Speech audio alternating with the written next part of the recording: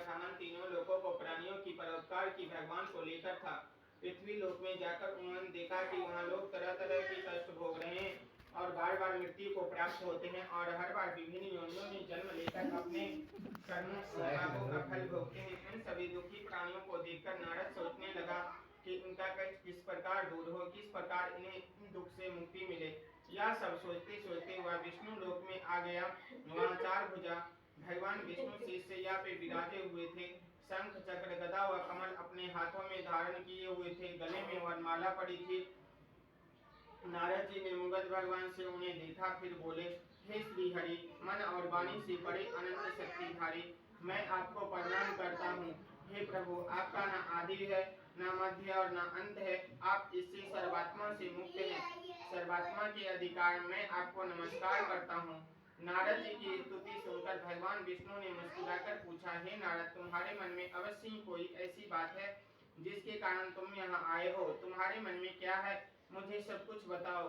भगवान के ऐसे वचन सुनकर नारद जी ने कहा, प्रभु, मृत्यु लोक के सभी प्राणी अपने पापों कर्मों के कारण बार बार विभिन्न योनियों में जन्म लेकर कष्ट भोग रहे हैं।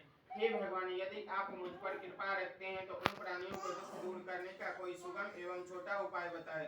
भगवान श्री विष्णु बोले, हे नारद, तुम हमेशा सबका हित चाहते हो। तुम साधु हो। प्राणियों के कल्याण के लिए तुमने बड़ा ही उत्तम प्रश्न किया। मैं तुम्हें बताता हूँ कि किस व्रत को करने से व्यक्ति मोह से छूट जाता है। हे नारद, जो व्रत मैं तुम्हें बताने जा रहा हूँ वह स्वर्ग और मृत्यु लोकों में दोनों में दुर्लभ है, किंतु तुम्हारे स्नेह के कारण मैं तुम्हें इस व्रत का पूरी विधि विधान बताता हूँ। हे नारद, भगवान सत्यनारायण का विधि पूर्वक व्रत करने से तत्काल सुख प्राप्त होता है और अंत में प्राणी मोक्ष के अधिकारी हो जाता है। श्री विष्णु के मुख से ऐसे प्रत्यक्ष वचन सुनकर नारद जी ने पूछा, प्रभु, इस व्रत को करने से क्या फल प्राप्त होता है, इसकी विधि और समय क्या है, तथा इससे पहले किस किसने किया है, कृपा करके यह सब विस्तार पूर्वक बताएं। श्री विष्णु भगवान ने कहा, हे नारद, यह व्रत दुख और सुख को दूर करने वाला है। इससे धन धान्य में वृद्धि होती है तथा सौभाग्य और संतान की प्राप्ति होती है। प्राणी की चारों दिशा में विजय श्री दिलाने वाले इस व्रत को व्यक्ति किसी भी दिन पूर्ण श्रद्धा और भक्ति से कर सकता है।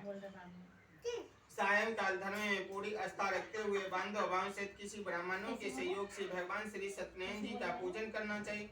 सवाई प्रसाद बनाना चाहिए। प्रसाद में केले का फल, घी, दूध और गेहूं का आटा लेना चाहिए। यदि गेहूं का आटा उपलब्ध न हो तो चावल का आटा लें और उसमें शक्कर के स्थान पर गुड़ मिला लें। यह सब मिलाकर सवाई बनाने वेद भगवान को अर्पण करें। इसके बाद कथा सुनकर प्रसाद ग्रहण करना चाहिए तथा ब्राह्मणों को दक्षिणा देनी चाहिए। बांधव वंशित ब्राह्मणों को भोजन कराकर स्वयं भी भोजन करना चाहिए। फिर प्रसादित ग्रहण करने के बाद भजन कीर्तन करना चाहिए। फिर भगवान सत्यनारायण का स्मरण करते हुए सभी बांधवन अपने घरों को प्रस्थान करें। इस प्रकार जो भी भगवान श्री सत्यनारायण जी का व्रत और पूजन करता है उसकी सभी मनोकामना अवश्य